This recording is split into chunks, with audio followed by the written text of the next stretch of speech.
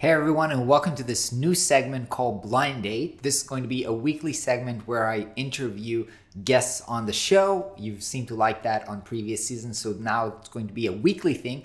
Also, this is now a podcast, so if you want to listen to these long conversations, because this talk is like 1 hour, you can get it on podcast, your favorite podcasting app. Check the description to find the link to the podcast. Little note about this video, if you're going to watch it on YouTube, we shot this video. This is a conversation with me and Jonathan Courtney, CEO of aj&smart. Great conversation about how we're planning to double our businesses this year.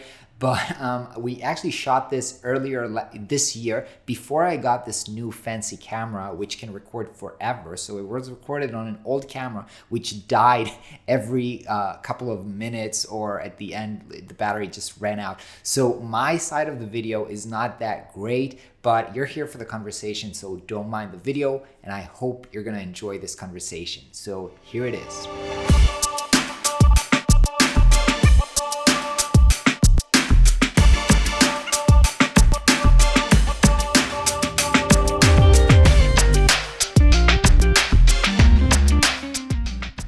Hey everybody, and welcome to, it's the first episode of, this is now a podcast, even if you're watching this on YouTube. This is now a podcast, and we have Jonathan here, CEO of aj&smart, the most popular previous guest on my YouTube channel, and now also on my new podcast.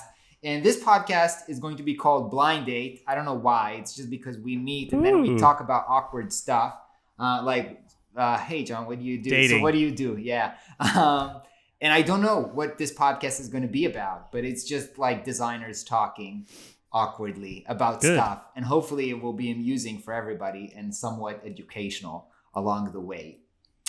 So Jonathan, what's up? What's up? Welcome to 2019. It's a new year. Hey. What's up? Yeah, so just like honestly, what's up is opening up the agency tomorrow after a 2-week break. Spent the last 2 days sort of like planning the year a little bit, just sitting down, writing some ideas out.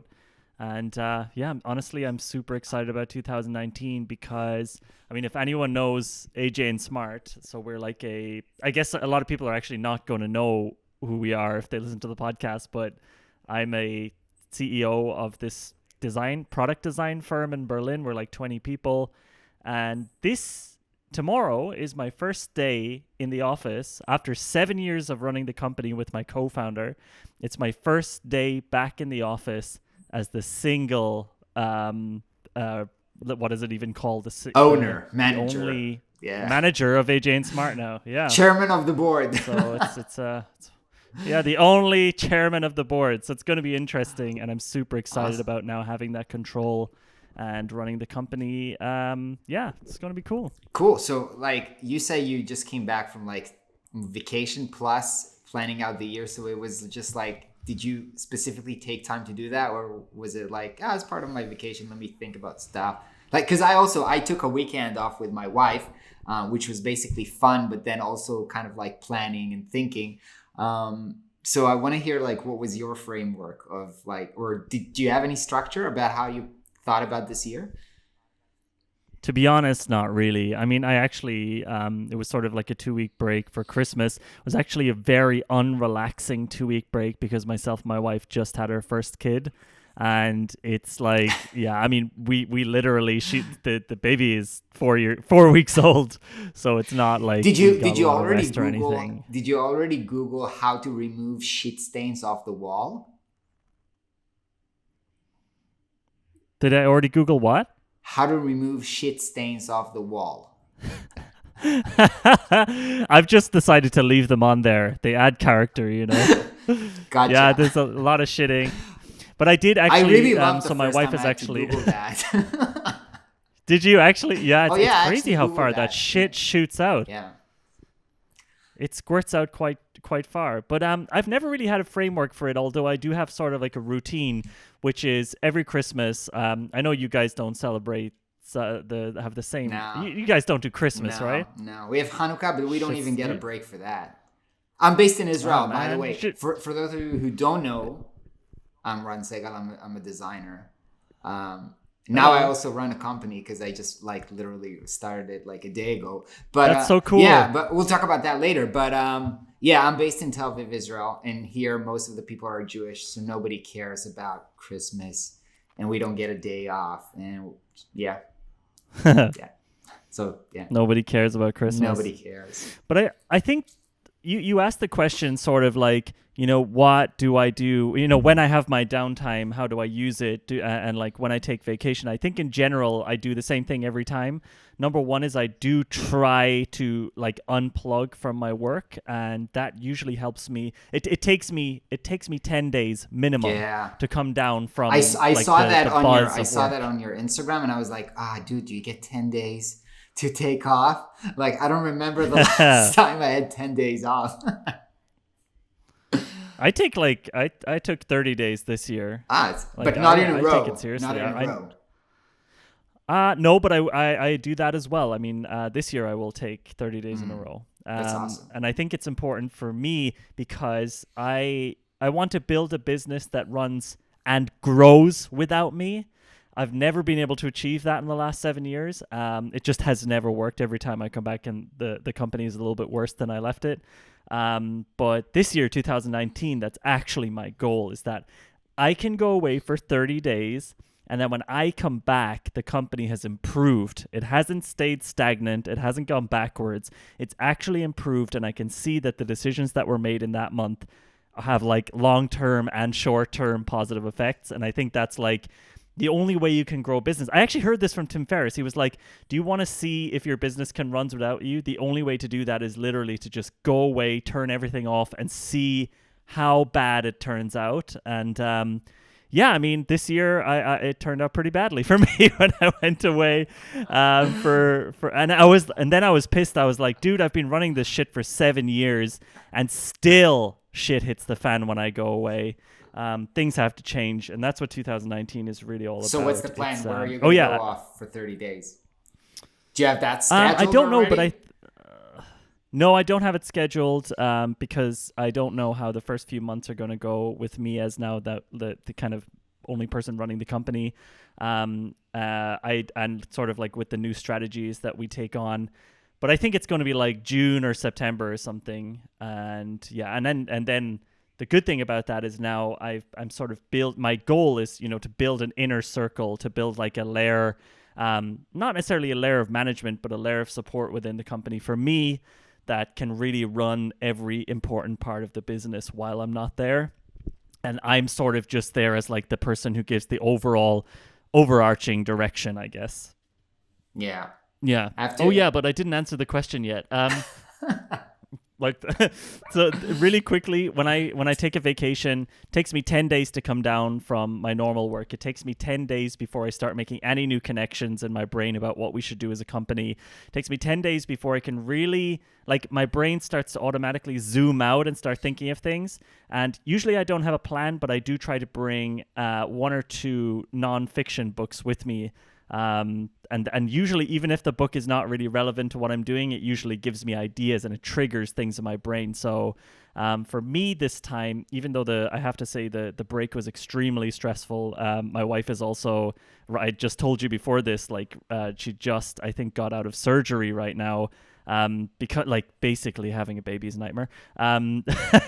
Oh shit, I missed a call. I got a really quickly call For here. sure. Do that. So your wife is at surgery right now. She's doing well. Yeah, She's we did a okay. little.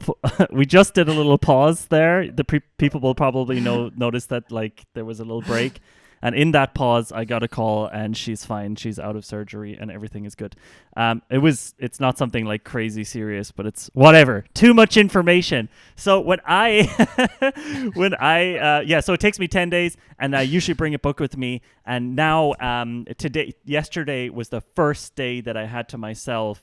And I spent the whole day. I mean, to be honest, I'm a total procrastinator, so I don't have systems. I'm very unorganized, I would say. That's why I have all these people in the company around me. That's why I build companies, because I know my weakness is that I'm unorganized and I'm kind of a bit like of a procrastinator. So yeah, I've just been kind of piecing things together slowly over the day.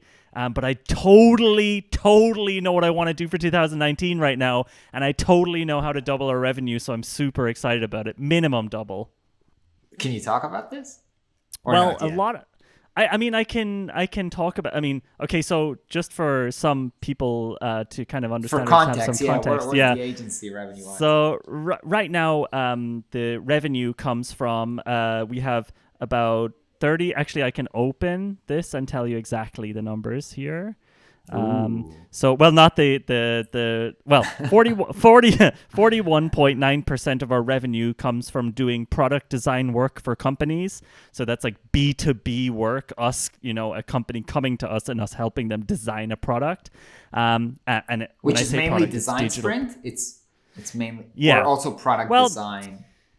we like internally we would call it product design, but we use the design sprint process to get to kick off those projects. And the way we kind of sell it to clients is using the term design sprints to make it more simple to understand what we're actually doing. But essentially, we are a product design agency. Or in the past, we called ourselves a UX design agency. Okay, and we so changed half it. of the revenue comes from there. 41.9%. 41, yeah. Almost half, yeah. And then we have B2B training, meaning we go to the company and train them how to run their own product design teams, how to run their own types of workshops, how to run design sprints. That's 13% of the revenue. That's the live workshops? Kind of live like the workshops. one I attended in Berlin? Well, the one you attended was a public bootcamp, which is a B2C product. So this is something that everybody can buy tickets. That actually only brings in 7% of our revenue. Okay. So it's actually something. So it's 7 and 7 and then 13 is B2B. So training, like live training is 20% of the revenue. Live training is 20% if you look at it that way. But I don't look at it that way. I look at it as B2B and B2C require different energy and different sales processes, and just overall a different way of running it. So for me, they are very much separate. Then we have 8% of the revenue comes from us doing public bootcamps with Jake Knapp, the author.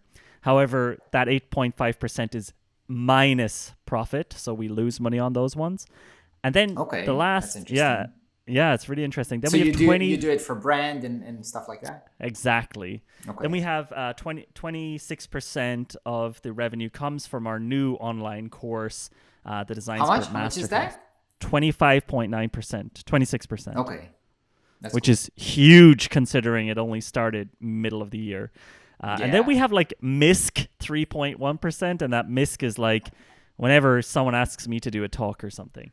And so so my plan for doubling our revenue is actually sort of splitting basically if I look at these numbers, I want to do more of what's working well, and I want to do less of what takes a lot of energy but doesn't work that well. So for example, the public bootcamps, the one that you attended, we're going to dramatically reduce the amount of public bootcamps that we do. And the reason is we can make around 50,000 euro from a bootcamp, but it also splits our energy. We also have to use our office, or we have to go and get a place.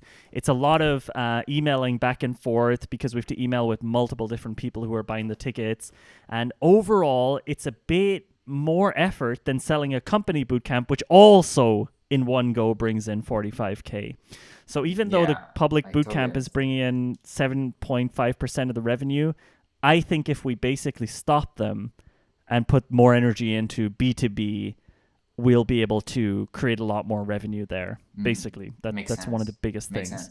I also know from my experience, I did kind of like live workshops this year for kind of like Webflow workshops. And that was kind of like I thought about it as B2C because I sold the ticket. But then a few agencies came and bought like 5 tickets for all their designers or something like that. And I figured out that just like 3 agencies brought in more money than all the other rest. So I was like, I didn't continue that because I also moved into online courses. But it's definitely easier to sell to one person and then have like, instead of like selling everybody. So B2B. Yeah, definitely.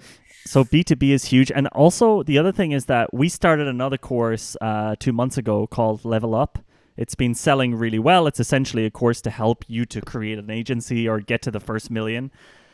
What I've realized is, though, that's the fact that it's selling really well is causing a bit of a distraction, because the masterclass is still making over 100K every month. And I think that what we need to do is slightly delay the public launch of the Level Up course, which was supposed to be launched in January.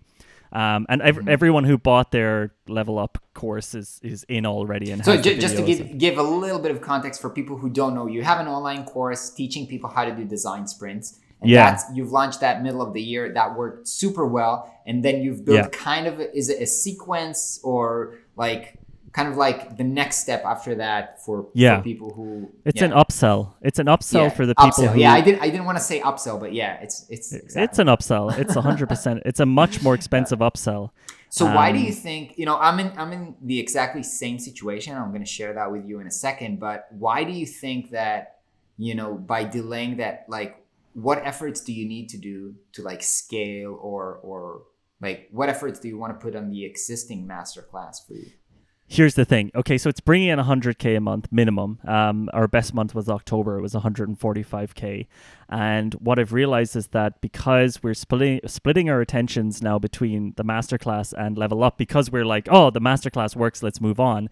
I'm realizing that we're missing the opportunity to get the masterclass to 200K, to 300K per month by actually putting real effort into making the ads great, into building and looking at the conversion funnels, making those even better, into making the web classes even better. I honestly think that my habit in the last 7 years has been to jump from idea to idea, but that's almost always backfired on me. In 2018, I mentioned on a lot of platforms that I lost 450,000 euro this year. aj&smart lost 450,000 euro this year. And honestly, the reason was just my inability to stick with what works and to get rid of what doesn't work. Instead, the things that were starting to work and started to look interesting, I put all my effort into those and ignored the things that were working really well and fucked everything up. So 2019 for me is, here's what works. I'm going to do that even more, even better.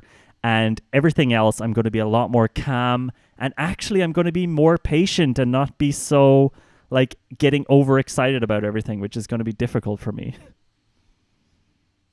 It's super interesting for me because I'm just like right now finishing to think about my strategy, and I feel like I'm going in the completely opposite direction. I'll give you a little bit of context. Like I haven't done. I'm gonna do like a income review. I always do that kind of yearly on my YouTube. I haven't done that yet, so I'm not sure like exactly about the split of revenue for my business. But I would say it was something like 2/3 of it. And just for the context, I had kind of a yearly goal to pass 300K as a freelancer. I've passed that, and I think. Yeah. Woo. Great. Nice one, dude.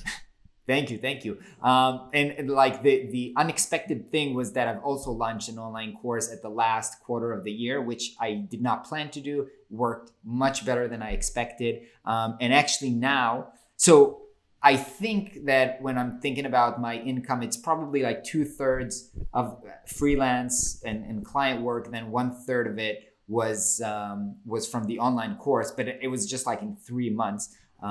So that was kind of like incredible. And in a sense, I'm also like betting like all in on that. So like this year, I want to kind of change the investment on my side to do like 80% of my time working on content, whether it is YouTube or courses, and like 20% client work.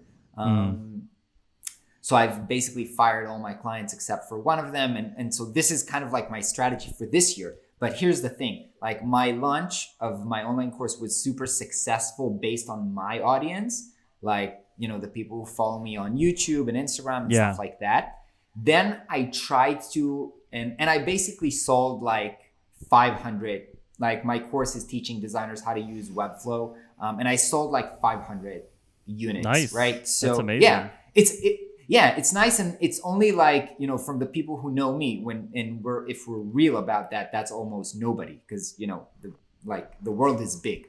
And I'm like, there's definitely like tens of thousands of designers who can really, really benefit from that. Yeah. So I wanna like make sure that everybody who can benefit from this know about this. So I tried to get started on Facebook ads, and it worked really, really well on retargeting. And for people who are not in the like Facebook advertising, retargeting is for people who already showed interest. Like you visited on the website and then you start seeing the ads everywhere. So that's retargeting. Like, how do they know I'm interested in this? Like Facebook probably heard on my phone. They're listening to you. No, you just visited the website. Now they're showing you the ads. Rand paid for that. Yeah. Anyway, so retargeting worked really, really well, but I haven't been able to crack like what's called cold traffic, which is like showing people who don't know me, like growing my reach beyond that. And that's kind of like my main focus on this quarter and at the beginning of the year. And then I have plans for kind of like other things that I want to teach, like teach designers how to be good freelancers, like kind of like the six-figure designers, and teach my processes around branding and product design and that type of stuff.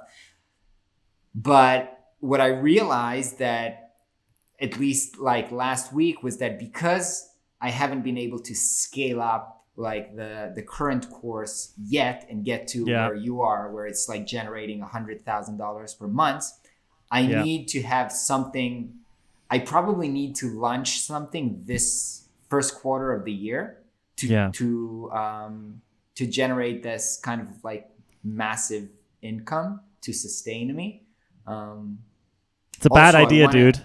It's a bad idea, you think? It's a bad idea. Yeah, if you don't have the cold traffic thing cracked currently with your current product, you're going to have the same problem where you're going to use up all of your people who are going to buy it, and then it's going to fall off again. Then you'll need another product every time. No, I'm doing that at the same time. Parallel. With some, dude. I don't know. No, but because I can't like. I don't know, man. It sounds like what I. I was just going to say, it seems like the problem that I foresee. I'm trying to do the same thing, but I foresee that level up is going to distract me, and it's going to mean that instead of the masterclass making $2 million in 2019, it's going to make $1 million. I know that sounds really like still amazing, but for me, I believe that what people keep telling me, what the people I pay a lot of money to tell me how to make these online courses keep telling me, is they're like, they literally look at me as if I'm stupid, and they're like, if it works, keep doing it. And I'm like, oh, but I'm afraid in case it like stops, I run out. Here's the difference.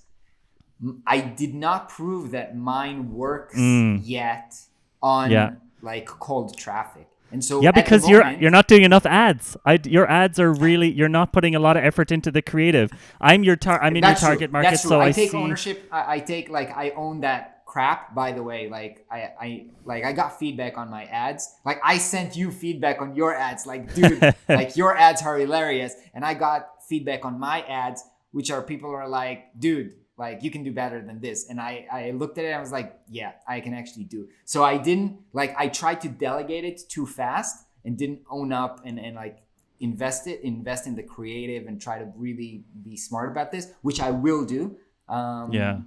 Which I will definitely do this month and this quarter. But you're in a situation right now where you have kind of cash flow and you can make a decision.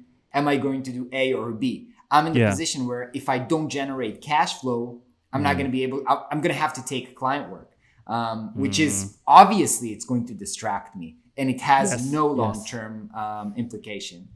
Do you, can I ask you, because I've never seen, does your funnel, so you have an ad, and then does that ad go to a webinar? Yeah, it's pretty much like yours. It's the same, but it does the webinar. I mean, I see your ads, and I'm confused about like who I am supposed to be in that scenario. I think your ads need to be more dumb. Like they're telling these like really detailed stories, and I think they need to be, you are a designer. This is a tool that you could learn that will make you more money. Like, you know, it needs to be more like we need to be we are going to start creating a new set of ads for January, and they're going to be so much like they're going to go so broad. Like they're going actually, you spoke to Iman, right? Yeah. But did you do an in-person workshop with him? Not in person, but he helped me out with the ads. The thing that really helped me with Iman, by the way, for those listening, is like this marketing guru guy. What really helped is that he sat down with me and he asked me to tell the story that I would tell in the ads. And he like destroyed me every time. I was like, so the design sprint is and he was like, boring. Nobody knows about the design sprint. That's shit. Next. And I'm like, the building a design, and he's like, boring. I don't give a shit. Move on. And then until I got to the point where the story was just so basic and like so unbelievably bland. And that's actually what works really well in the ads. I mean, I think if you sold so we 500... we didn't do that together. We didn't do that together, and perhaps maybe it's something that I should be doing. I just actually read a book called Story Brand. I don't know if you've heard about this. No, I heard about it. I didn't read it. It's a very quick read, or I listen to audiobooks, but I think it's a really, really cool framework to how to simplify your story. I actually read this because I'm doing like client work. With a super, like next week, I'm doing a workshop for a super complicated client whose main problem is we're too complicated. Anyway, the story, the point of this, it breaks the framework of how to tell a really simple story really nicely. And so I'm going to try to use this framework on myself and on my client, but on myself to try to create like narratives that work. But I want to like, I think we really dive deep into kind of like talking about our courses and stuff like that. And it's funny, you know, yesterday I did a live stream with Chris Doe from the future, also talked about like, you know, how did you call it? Like educational or knowledge product or something like that. So I'm wondering like, are all the designers who are going to see this are going to think, okay, now I realize the only way to make money as a designer is to sell courses. So, you know, fuck design. So, like, how do you feel about this? I think that, well, first of all, I don't think the way to make money is through selling courses. I think that the only reason that we can sell a course that makes us this much money is because we have the credibility behind us of being a company that can do really good product design. And I think that being a really good product designer is still at the heart of all of it. And I really believe that people kind of can see through bullshit very quickly. So if you don't know what you're doing and you still manage to sell people a course, it's just still not going to work out in the long term. So for me, I think like the way we still make the most money at aj&smart is through product design. It's by far the biggest chunk of cash that's going to come in. It's planned to be the biggest chunk of cash that's going to come in 2019 as well. So I do believe that, you know, the product, being a product designer, it's like one of the highest paying jobs on the entire planet. But like, here's my situation right now, and let me know if that's the same with you. You know, I calculate my hours and like the value of every hour. So I have at my client work, the value of 1 hour of me working on client work is $500, which, you know, some designers might hear this and they're like, oh, amazing, $500 an hour. I want to do that. That's cool. I'm happy with that. You know, that like building this helped me to reach 300K. But then on my courses, every hour I work is worth like $1,500. So when you see the math like this, I'm like, why would I waste, you know, hours working for $500 when I can do stuff that can generate $1,500? And do you not like see that? Like, I understand that most of your money comes from product work, but is it as profitable as like the courses side of business? No. In fact, the product business at aj&smart, and we're probably going to talk about this more in 2020, but the way we see the product business at aj&smart in 2019, especially as it gets towards the end of the year, it's more just a way to make sure that we have this thing that we do really well. For me, the way I look at it is like, I'm sure that Gordon Ramsay, the super famous chef Gordon Ramsay, makes most of his money from being on TV. There's no reason for him to have a Michelin star restaurant because it's just a waste of money for him and it doesn't make him any money. But he needs to have it there in the background to show that he is a person who actually does shit. And I think for me, I mean, I don't take part in any of the product design work anymore because that would be way too little money for me as the CEO to take part in. And where my value is basically running the business. But yeah, I think like the quick answer is like the online course stuff is going to make us a lot more money in 2019 than the product design stuff. I think by the end of the year there's going to be a crossover, but definitely by 2020 there's going to be like a pretty big gap between the two, but we're going to keep the product design stuff and keep making it better and better and better, just like Gordon Ramsay doesn't want to lose his stars in his Michelin star restaurants so that he keeps credible. Yeah, I actually got to the same conclusion. Like for me, so right now it's going to be like 20% client work, 80% like online courses. And the reason to keep those 20% is credibility, staying in touch with the craft so I can make sure that, I know how to do things and I can teach them. And also fulfillment, like in a sense, like working with a super smart client and then blowing up their minds with good work. Still, like for me, gets me a lot of fulfillment and I enjoy doing this. And it means more to me than, I don't know, random comments on YouTube. But thanks for everybody who comments on YouTube. Please keep doing that. But please comment and like.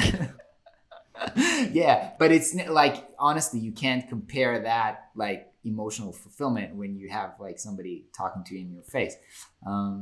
Do you think your YouTube channel, I just want to talk about content for a moment because both of us put a lot of energy into content. I run a weekly podcast. We have weekly YouTube videos. You have daily YouTube videos. We both do a lot of stuff. I'm doing a shit ton on Instagram. I'm starting to wonder, and as I look at 2019 and I'm trying to cut out the things that are mainly distracting me and seem good but maybe are not good, I'm genuinely starting to wonder if I'm putting my energy in the right place with these things as well. I don't know. I literally don't know. I mean, the podcast, for example, it has brought in clients and it keeps them engaged and they listen to it for like it keeps aj&smart in their mind, and it means that we're the ones they call because they're like, oh well, aj&smart, like I listen to their thing every Monday. But now I'm like, yeah, but like, what if I just didn't do it? And how much, like, if everything's measured in money anyway, like, I don't know, man. I'm starting to wonder. Yeah, I have the same kind of feelings and debates about that with myself. But for me, it comes down to two things. Like the reason that I do this, it's I enjoy doing this. Like I understand that I get like fulfillment from actually the creating part of it. So that's fun. I want to enjoy my days doing something that I love. Second of all, it's kind of a long-term play. Like Gary V, like brand thing. I'm like doing this is a long-term play. It's not like the ads that I'm going to see revenue on this tomorrow. It's not going to pay back. So it's hard to like right now measure the value of this time now that we're recording this. But in the long term, in like if you look at where I'll be in 5 years and 10 years, it's probably a good idea to keep doing this. But yeah, it's a challenge. It's a challenge because it's an investment and you don't see the ROI on that like immediately. I get this a lot. A lot of people think that I do the YouTube videos to get clients. Completely not the case. I did not get one client from the YouTube video. I did get a lot of sales for my online course when I launched it. But again, I did not start it or maintain it for that reason because obviously it's not cost effective. We actually get quite a few clients from our YouTube channel, I have to say. But our YouTube channel is not like... our YouTube channel is 100% keyword driven. Because that's how I wanted it. So basically what I'm doing with our YouTube channel is I'm using keywordtool.io and I'm trying to figure out what sorts of things these product managers might be searching for. And basically then I search for that term and I make every single fucking video with the titles that I see there. That's it. We've had a very keyword driven approach for the last 2 years. I'm telling you now, I'm telling your audience now, because it's already too expensive to own the design sprint keywords. Because we got it. Do not go there. Do not It's too try. late. It's too late. No, you can have the different That's language smart. ones. That's smart. I honestly did not have any approach like that starting out. It was just like passion driven. Now that I'm trying to kind of grow it, because I do have plans to grow it this year. I'm probably going to have to start being smarter about this. Did you know that Christo told me, as you know, just name dropping Christo, our mutual friend, he told me that he thinks that we as aj&smart, we need to decide between the education side and the consulting side, and in the end he thinks we're going to have to drop one of them. Listen, I had this discussion yesterday with Christo, and we talked about the same thing that we talked right now, and I told him I'm doing like 2080, and he said, I can bet that by the end of 2019 you will stop doing client work because client work sucks, and then the clients ask you to make the logo bigger. Now, I didn't reply to that. I love Chris and I appreciate him, but I feel like he's talking more about himself and his experience with clients, because I love my clients. They do not ask me. They do not ask me to make the logo bigger, and so I'm not frustrated with it. And I think we're just different people, and that's okay. So I don't know. Like I don't think that you have to choose. I pretty much feel the same as you, that if I don't do the real work, even if like I'll feel like really like a fraud teaching this without like having to do this. Hey, so that's my fear. How's the starting a company going? Yeah, so that's actually that's funny. Let me tell you a story. Yesterday, so I made like a lot of money as a sole proprietor. I don't know how you say this in English, but so my accountant told me you have to start a company. You're paying way too much tax. So eventually, I started a company. Now I'm paying myself a salary. Coming back to people who actually saw our last video together, I lowered my salary. I now have the same salary as you, which is the lowest salary I can have to pay the lowest amounts of tax I can have. The rest of it is staying in the company as an investment to grow the company. Good stuff. So it's funny because I didn't get to tell my parents about this because it's just like a technical thing. And then yesterday I kind of opened the company and I took a photo on Instagram of kind of like the official docs, and like my parents called me and they were like really emotional about this. So we're like, "Are we talking to the CEO of the new company?" I was like, "So cute." I'm like, "Yes," and they were like, "So who's in the company?" I was like, "It's me." And my wife, actually, because she handles the finance and she gets a salary as well. And she's like, who else? I'm like, that's it. It's just us. We're like, and she was asking, so did we get stocks in the company? I was like, how much do you want to invest? Are you the sole owner? Are you 100% owner? Yeah, I'm the sole owner. Yeah. Careful about that shit, by the way. Yeah. So hopefully that will make things easier. But I don't know. And I got this new office. If you're watching on YouTube, I'm in this new office because I literally eventually I couldn't make it work, like working from my home office for a few reasons. Kids afternoon was like, I couldn't do this. Yeah. They didn't have like the infrastructure where I live for super fast internet. And that started to become a problem as I created more and more content. And also they're like doing kind of like renovation work on my building, so I couldn't record anything there. So it was like a problem. So I got this office. So now I feel like a real business owner. Businessman. Businessman. I'm going to give you free access to Level Up, because I think the point of Level Up, by the way, the course, the first like 3 hours of videos are already made. is if I was to go back 7 years and teach myself the lessons I had to learn growing a company, they're all in there. So, for example, who are the first people you should hire? How do you sort of automate your sales process with clients? How do you automate your invoice? Like all of this kind of stuff. I know you know a lot of it already, but you're going to, at one point, it's going to happen to you. You're going to hire a toxic person by accident, and you won't know for about 6 months, and then they'll start trying to create their own little clique within your company, and then you'll have a nightmare getting them out. But my course will help you a little bit there, which is unreleased. Awesome. Yeah. Ooh. Now I feel even more important. Yeah. Yeah, Nice. there's like 20 people in there. It's actually kind of cool. There's like 20 people we did as the MVP before the course existed. We started selling it. We only opened it up to 25 people. 20 of those bought it. And they are all in now, and I'm doing coaching calls with them and stuff. And yeah, dude, I mean, it's just exactly that sort of thing, like how to build a business. But you know what I realized? It's kind of like if I'm preaching about focusing in 2019, it's not our focus. Like, this is a business building course. Of course, we can make money out of it, but it's also not it's not very focused, if you know what I mean. Do you know what I mean? Yeah, it's not in your core offering or like you say, a lot of people can build a course on how to start an agency, maybe. Yeah, but not a good one.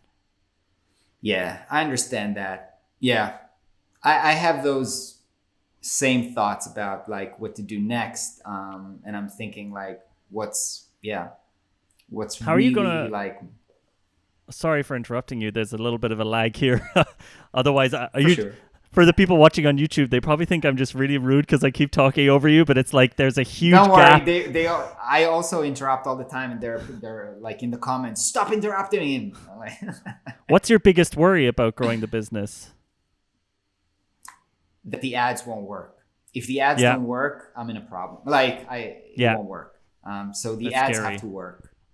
If the ads is like the most risky thing.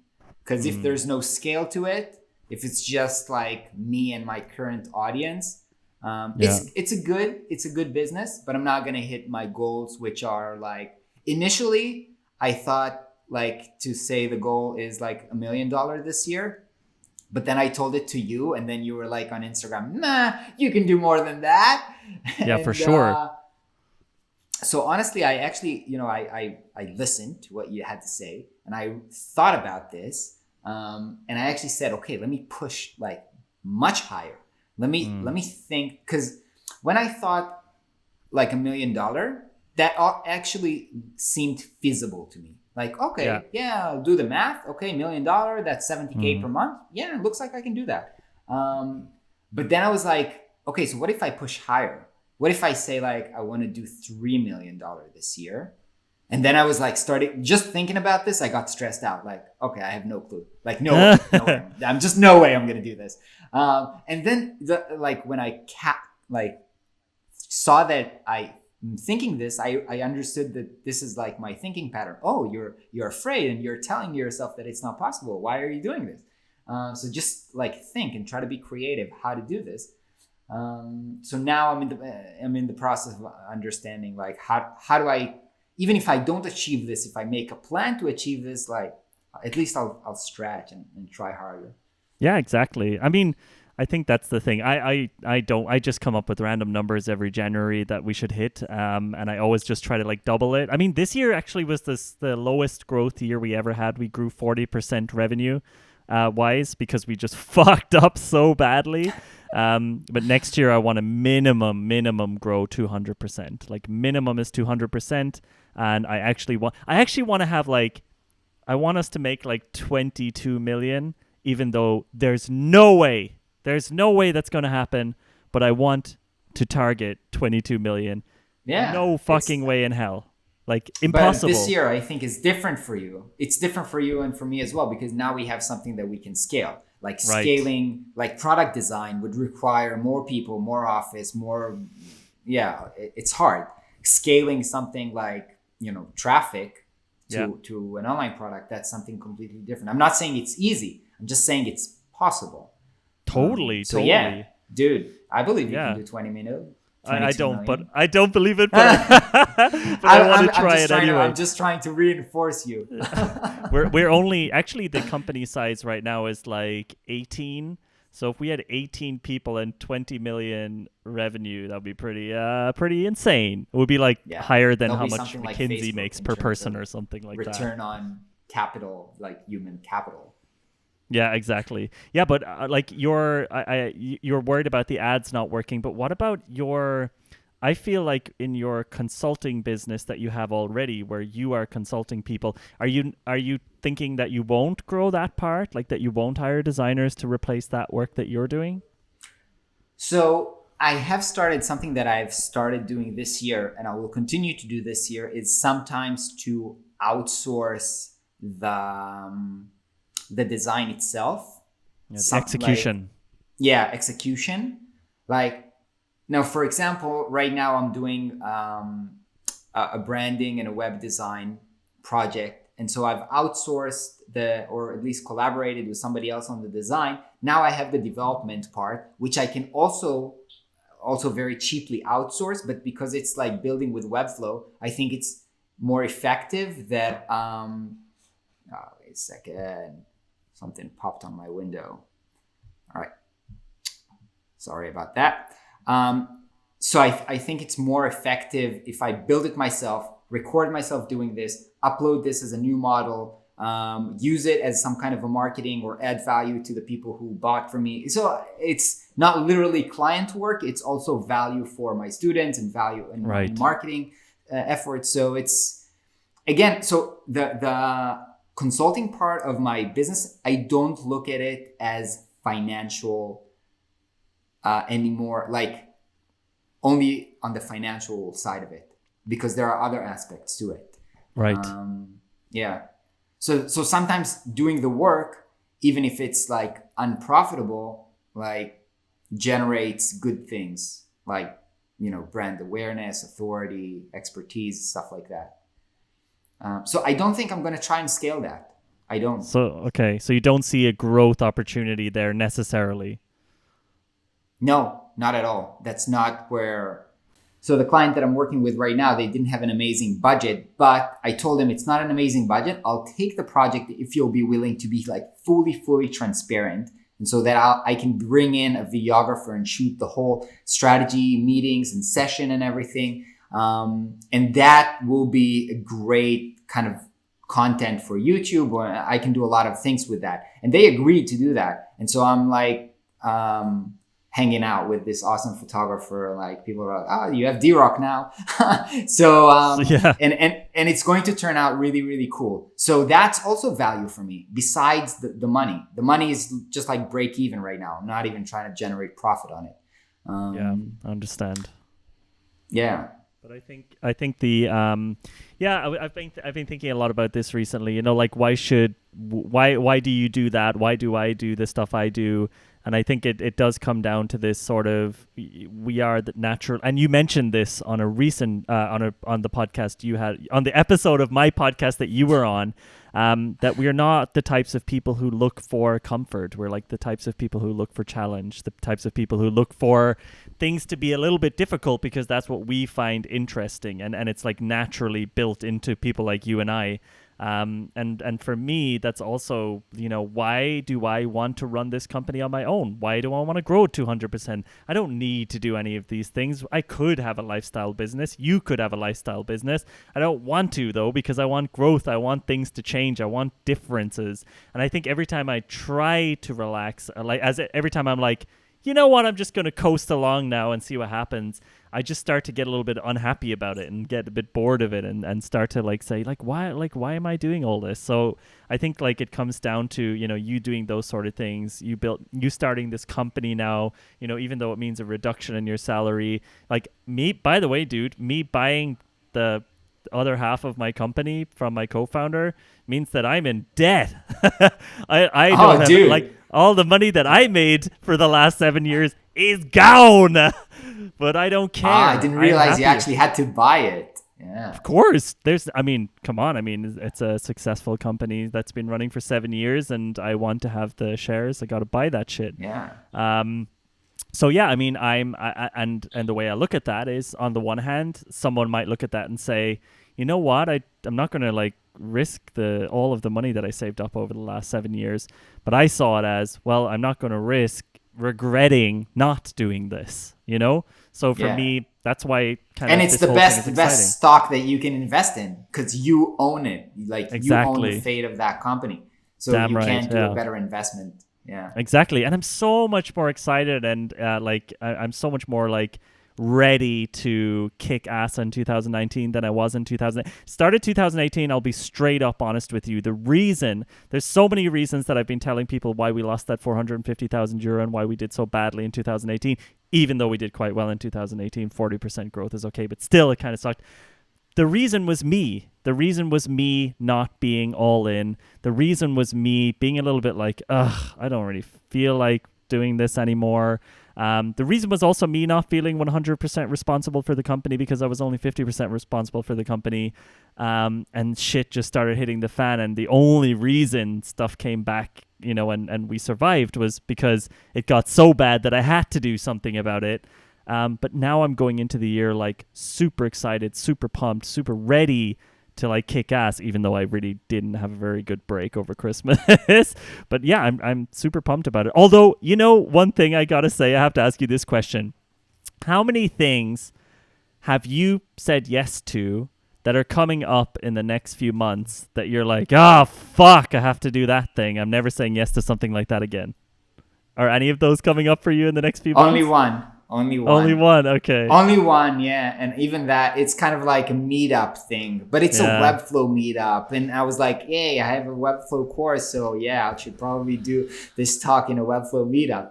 And okay, it's okay. It's like, it's not a huge, I already told her, I'm not going to present, like, I'm not Prepare. preparing a presentation. Yeah. I'm just coming Yeah, I up say that and too. talking. Like, but I feel like it's going to be okay. But it's Yeah. just adding stress, and it's like, for what? Like, Exactly. there's no real reason to do that. Yeah. Yeah. But it's I only keep that. doing it. Yeah. We actually didn't talk about this, but one of the things that happened actually just last week is that I sold like Prospero. It's a company that I had. Oh, It was yeah. yeah. It was a SaaS company that we've developed over 2 years. We've been working on it, and honestly, like at the beginning of 2018, I thought like my fantasy, my goal was to grow this company and make it successful. But at the end, like around like when we passed half of the year, I realized it's not going fast enough. I have to generate money to support myself and my family. And it's actually a distraction, and I have to let go, even though it was really, really a painful decision. It was like breaking up with your girlfriend after many years.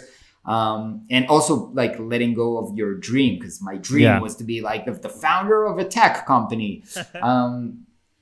But eventually, instead of shutting it down, we found somebody like great buyer that's going to like that bought it, it's going to build on it, like because there's like hundreds of like paying customers that are using it and loving it, and they're going to keep developing it, and so that's like an amazing result of that. But I feel like there wasn't like a huge financial payoff here, but like the major payoff was that now I can really focus and. And so there's like, I'm much more focused on what I need to do this year. So I feel Which like is super even important. even that, like reducing the number of responsibilities that I have in my life, I feel is going to be very like a huge driver to this year. Also, it should be said that last year I did not have, like starting off 2018, I did not have any goals.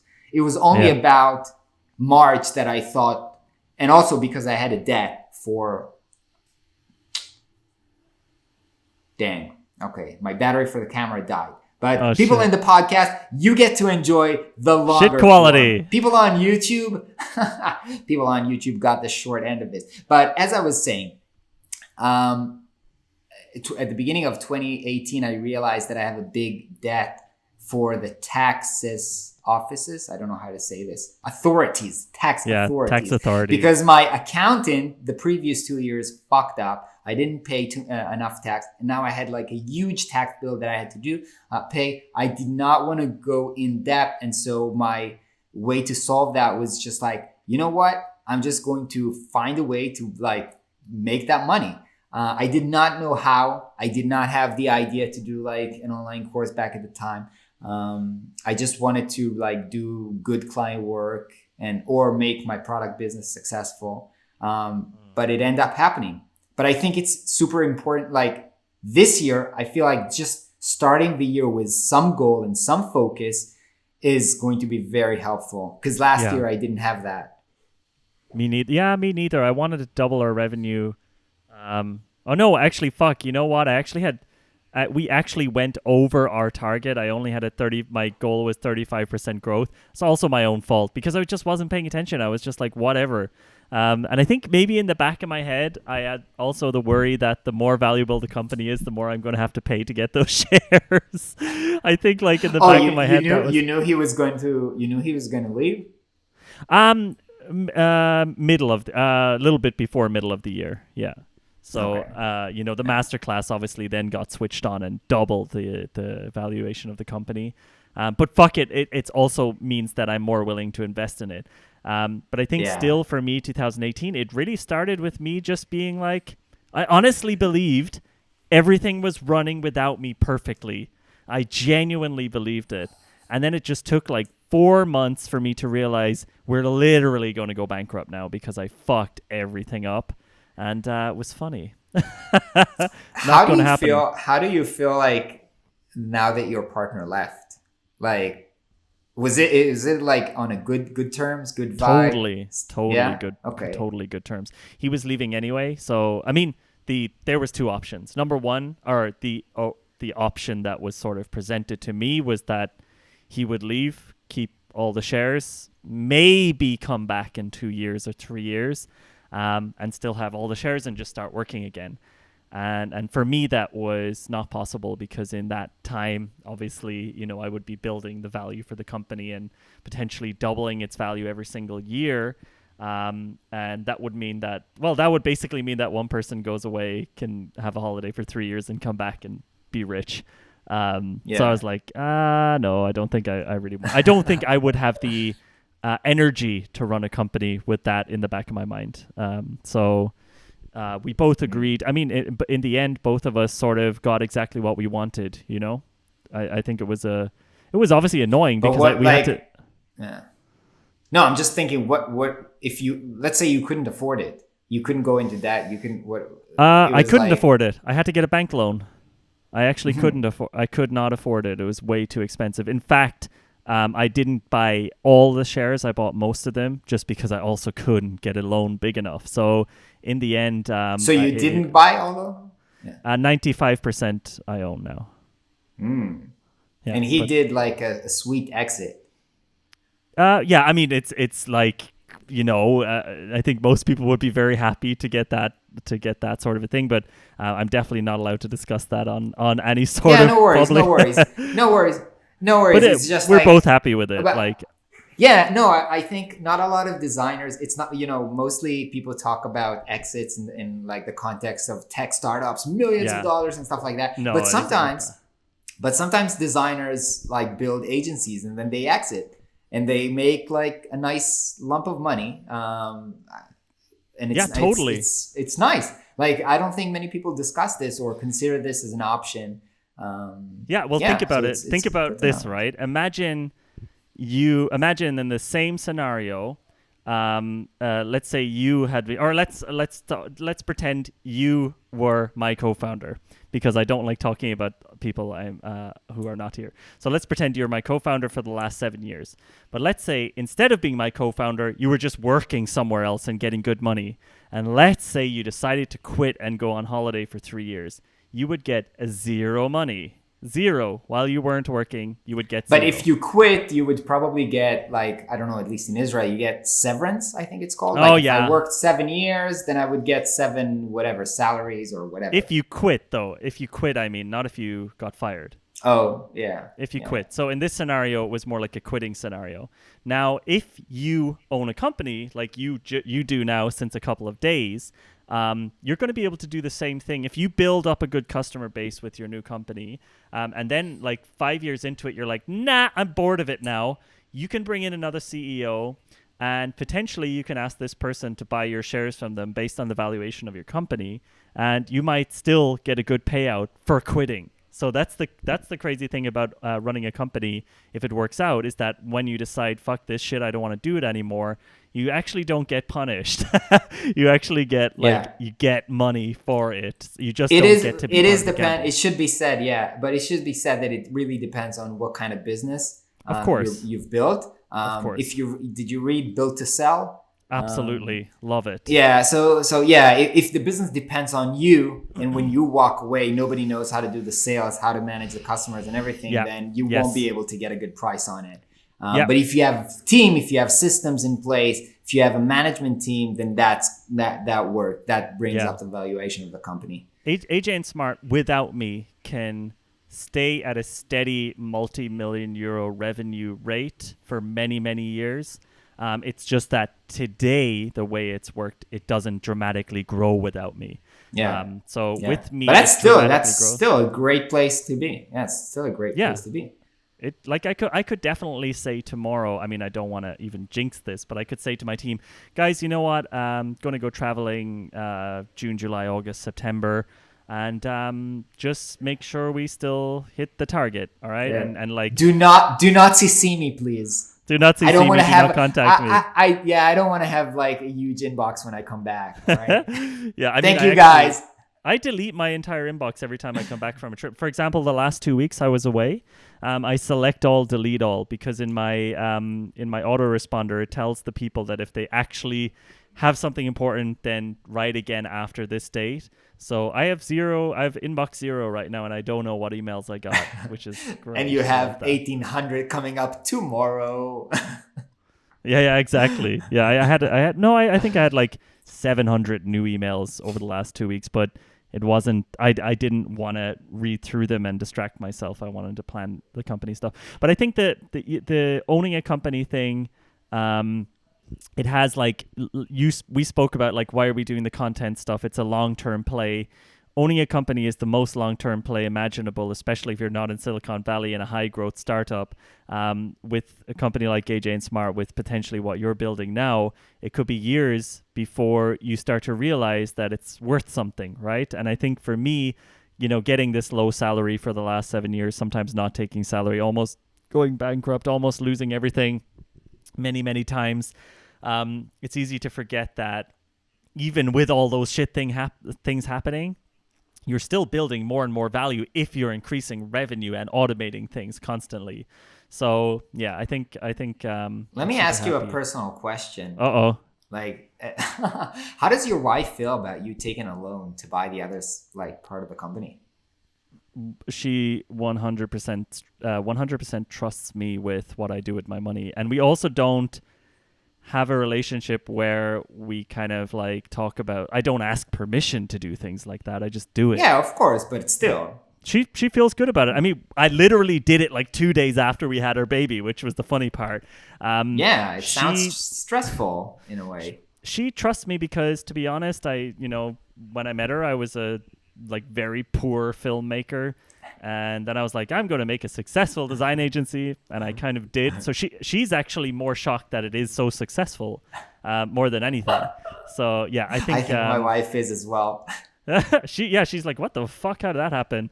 Because, I was always like making up my job as I was going along. So actually, she is super happy that I got what I wanted, which was the shares. And that wasn't guaranteed. It could have happened that my co-founder just said, no, I'm going and I'm keeping them. And then I would have had to close the company, or I'd had to sell my shares because I just wouldn't have been able to run it. So it could have gone horribly, but it didn't. So I'm very happy about that. Yeah. And she's happy about me being happy. And like, I don't know, dude, we live so frugally here in Berlin.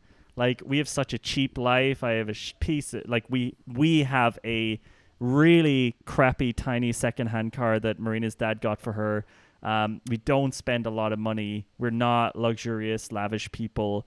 And therefore we have savings. Like, we don't even try to save money, but Berlin is so cheap, you accidentally save tons of money. So even then, it's just easy. Honestly, like, Berlin is too easy.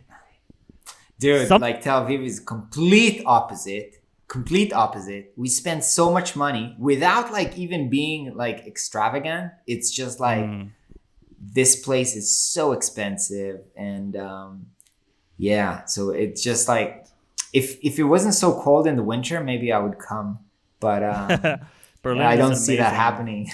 It's so cold here. It's so cold. Right now it's snowing, but Berlin is an amazingly, it's like playing a video game on very easy.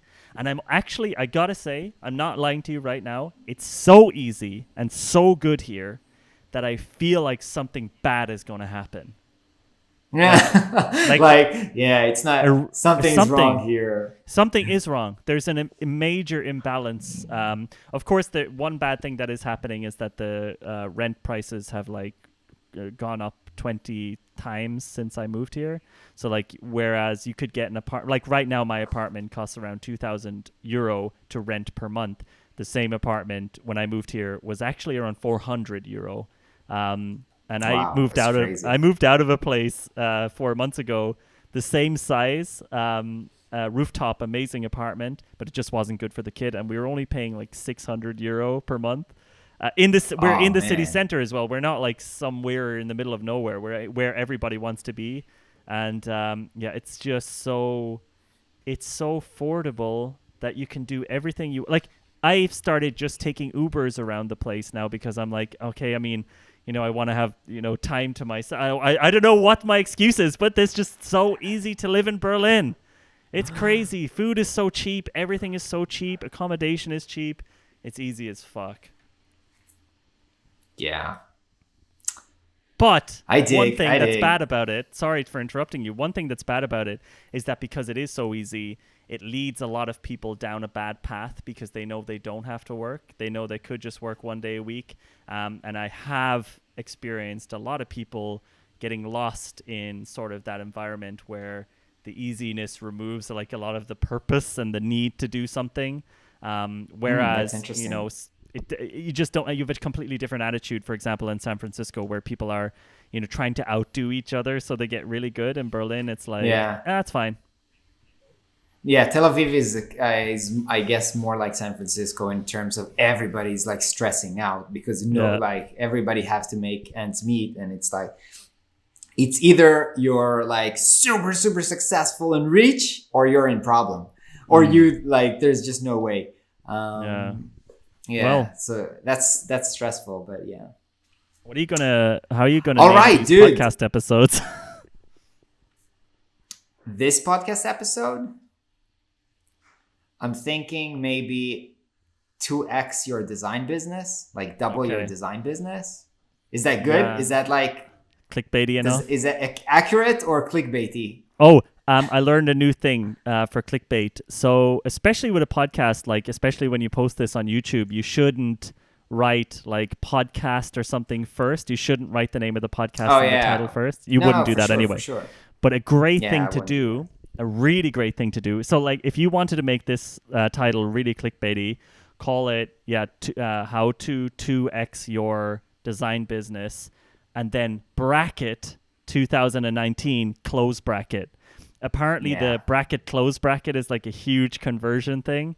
And we've been testing it out. It's been working really well on our videos. we just managed to get one of our videos to number 1 if you search for design trends, which is crazy. Awesome. And this video is just purely keyword optimized and everything optimized. Like 12,500 views. Fucking crazy. We never get that on our videos, but it's just the new. So I would call this how to. Oh, I've got it. How something with 200% career boost. Boost your design career 200%. I think the 200%, and then bracket 2019 close bracket. All right, let's do it. Woo! All right, Jonathan, thank you so much for being the first guest on the show. Yeah, it will probably set the tone. And now I can tell everybody, hey, come on my podcast because, Jonathan from aj&smart was there. So, now I have that credibility. By the way, Jonathan runs the Product Breakfast Club podcast. If you don't know it, go check out that podcast because it's super, super great. Yeah, anything else you want to say before we go down? Come follow me on Instagram at @jicecream and have a lovely year. Did you say unfollow me? No! come follow me. All right. All right, Jonathan. See Have a you great next one, time. Rand. Thanks so much. Bye-bye. Scoobity doo bop ba dop ba doop doo doo doo. All right, thank you guys for watching. I hope you've enjoyed this funny and insightful conversation with Jonathan. Super smart guy. Follow him on Instagram. The link will be in the description as well. And as I said in the beginning, if you want to listen to these conversations on podcast format, also it would be super helpful for us if you subscribe and kind of like or do whatever it is that people do on podcasts to make them popular. That'll be super, super valuable for me. Thanks, guys, and we'll see you tomorrow.